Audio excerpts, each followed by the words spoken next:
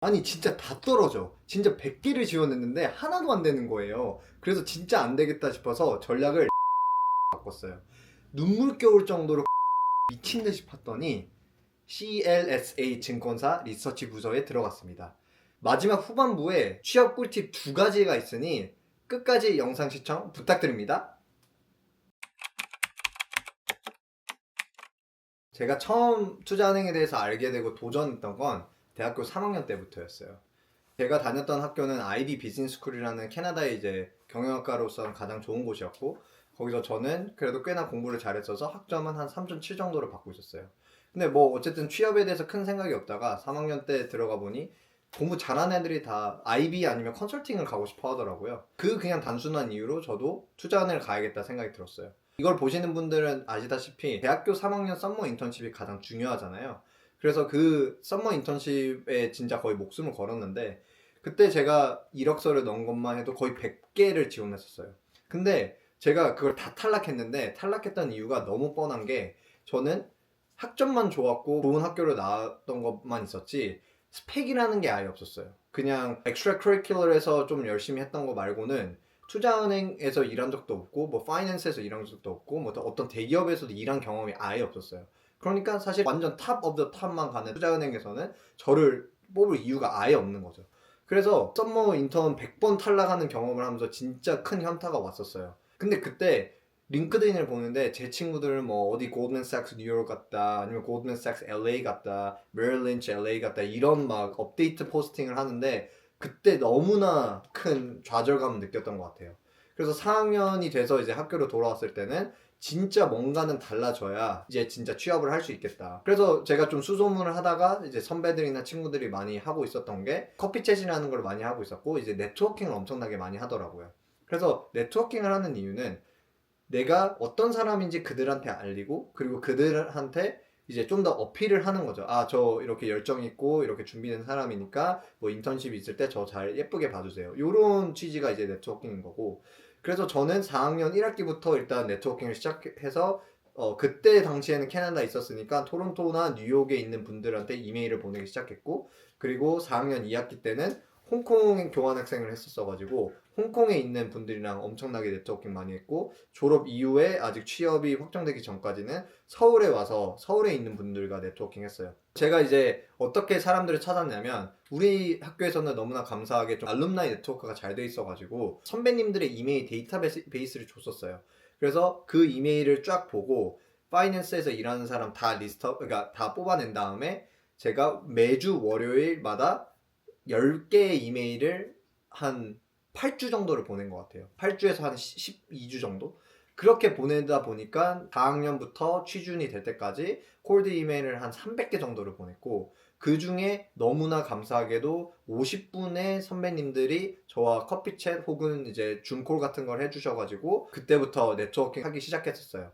그래서 한 51번째 정도 됐었을 때 한국에 계셨던 그 CLSA의 노드 에이저 체어맨을 통해서 저는 최종적으로 인턴십을 얻게 됐었는데, 이 그분이랑 어떻게 만났고 그리고 어떤 얘기를 했는지 좀 더 구체적으로 말씀드릴게요.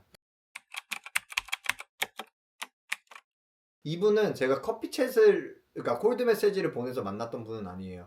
그때 저희 학교에 그 한인의 파티가 있었고, 이때 학교를 다니는 분들, 졸업한 사람들, 그리고 대선배님들까지 다 모이는 그런 자리였는데, 거기서 그분을 알게 됐어요. 그때 막 대선배님들 중에서 좀 장난을 치다가 아, 이 사람이 지금 주니어 뽑고 있다라는 걸 이렇게 막 술자리에서 알려주기도 해서 이제 많은 분들이 그분한테 이제 명함을 얻으려고 했었었는데, 근데 그분이 아, 명함 다 떨어졌다가 아무도 안 주시더라고요. 그래서 저도 좀 아쉬운 마음을 가지고 있었는데, 어쩌다 보니까 1차 자리에서 2차 자리를 넘어갈 때 그분이랑 차를 같이 타게 됐어요.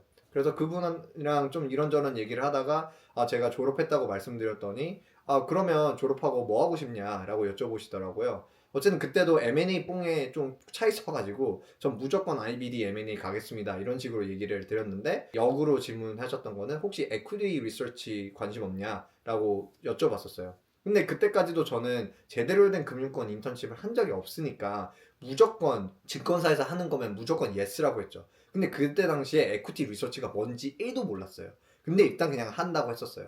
그래서 그분이 그렇게 얘기를 하다가 거의 차 내릴 때쯤에 저한테 명함을 하나 주시면서 너 내일 혹시 이력서 있으면 하나 보내줘라. 그러면 우리 지금 자리 있으니까 너 고려해보겠다. 이런 식으로 이제 알려주셨고, 그때 좀 감동을 받은 게 아까 말씀드렸던 것처럼 다른 사람들은 다 명함을 달라고 했었는데 저한테만 유일하게 주셨던 거예요. 저한테 주셨던 이유를 한번 곰곰이 생각해보면, 이분은 제가 그 차 안에서 제가 어떤 얘기를 했는지 정확히 기억하진 않지만 결론적으로는 제가 막 콜드 메시지를 많이 보내고 커피챗 하는 이런 얘기도 좀 했었었고, 그러니까 그 열정에 좀 바잉 되셨던 거죠. 그래서 이렇게 열정 있는 애면 한번 기회를 줄만하다라고 생각해서 이제 명함을 주셨고, 그때 저는 그 명함을 받고 그 다음날 바로 아침에 이메일 보내고 이력서를 첨부해서 보냈어요. 여기서 진짜 꿀팁은 뭐냐면, 이런 기회들은 절대 예측하지 못할 때 들어와요. 제가 준비된 이력서가 있었고, 그리고 항상 면접 준비는 하고 있었기 때문에 기회가 왔었을 때 바로 잡을 수가 있었던 거고요. 만약에 지금 준비된 이력서가 없거나 면접 준비를 어떻게 해야 되는지 잘 모르시는 분들이 있다면 코멘트에 남겨주시면 그 부분도 제가 좀 도와드리도록 하겠습니다. 어찌됐든 다시 스토리로 돌아와서 이메일을 보내자마자 거의 답장이 오셔가지고 다음 주에 그러면 면접 보러 와라 라고 해서 이제 저는 여의도의 IFC로 찾아갔죠. CLSA 증권 한국 오피스가 있는 장소입니다. 그래서 30층까지 쫙 올라가는데 가보니까 회의실에 이제 두 분이 앉아 계시더라고요. 그때 제가 봤던 노스 에이자 체어맨 분이 계셨고, 그리고 다른 이제 애널리스트 분이 밑에 RA를 뽑는 상황이어가지고 이제 그분이 들어오셨어요. 그분은 이제 삼성이랑 하이닉스를 보는 애널리스트이신데 테크 애널리스트였던 거죠. 그래서 뭐 여러 가지 질문들을 하고 뭐 tell me about yourself, 뭐 why finance 이런 그냥 behavior question들을 잘 대답을 하다가 결론적으로 테크니컬로 넘어가서 그것도 어느 정도 대답을 했는데 딱 이 질문에서 막혔어요. 뭐 what's price to book ratio?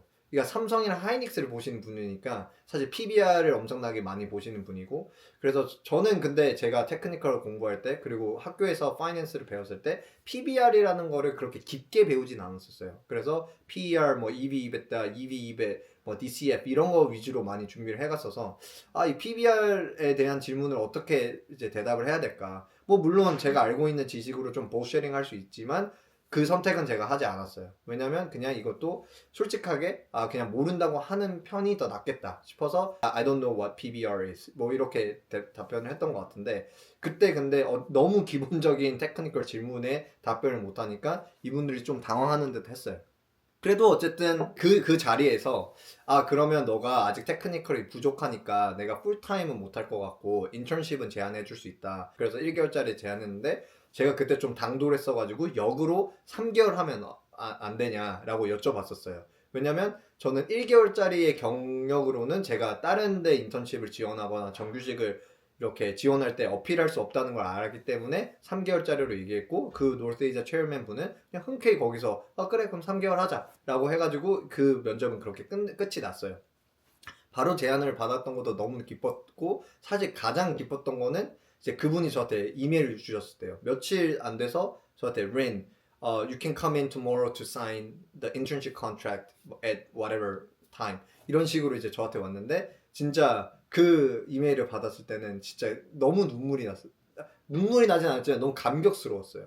왜냐면 진짜 대학교 3학년 때 서류 100번을 탈락하는 그 경험을 하면서 그때 이후로 한 1년 반이 지난 다음에야 저는 제대로 된 금융권 경험을 처음 한 거니까 그거를 하게 해준 그 분에 대해서 너무나 감사함이 많았고, 그리고 지금 제가 경력자로서 생각해보면 그냥 그분은 제가 테크니컬을 잘 보든 안 보든 이미 그 차에서부터 얘한테는 기회를 줘야 되겠다라고 결정을 하신 것 같아요. 왜냐면 얘 얘기를 들어봤었을 때는 애가 똑똑한 것 같고 아직 뭐 부족한 부분이 있겠지만 일단 열정이 있으니까. 근데 열정이 있는 애들은 그렇게 흔하지가 않거든요.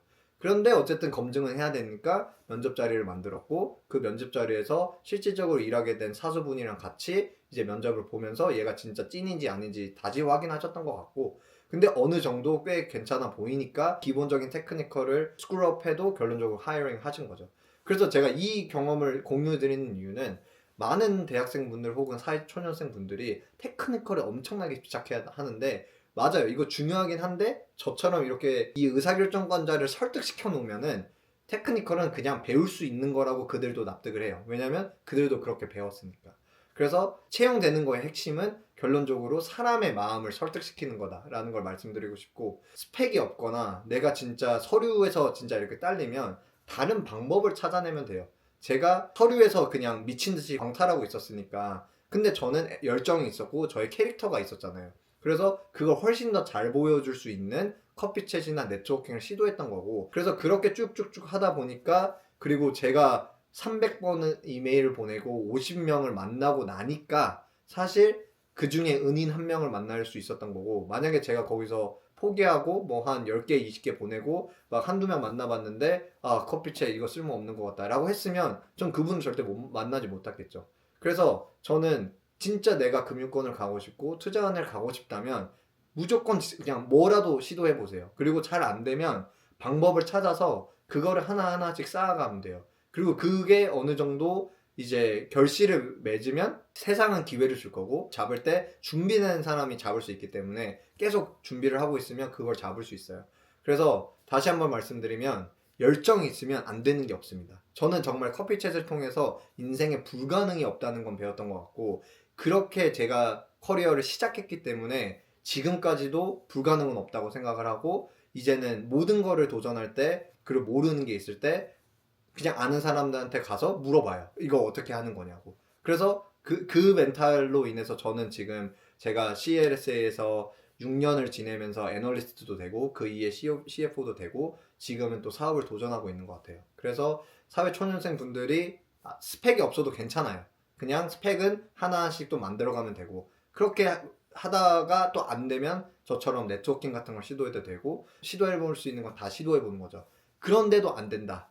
그리고 만약에 진짜 그 과정을 하는데 너무 힘이 들다 라고 하면 코멘트를 남겨주시거나 저한테 연락을 주세요. 그러면 저는 열정 있는 분들한테는 꼭 시간을 내어드리고 조언 드릴 수 있습니다. 준비한 영상은 여기까지고요. 오늘 만약에 이 내용이 유익하셨고 도움이 되셨다면 좋아요 그리고 구독 꼭 부탁드립니다. 감사합니다.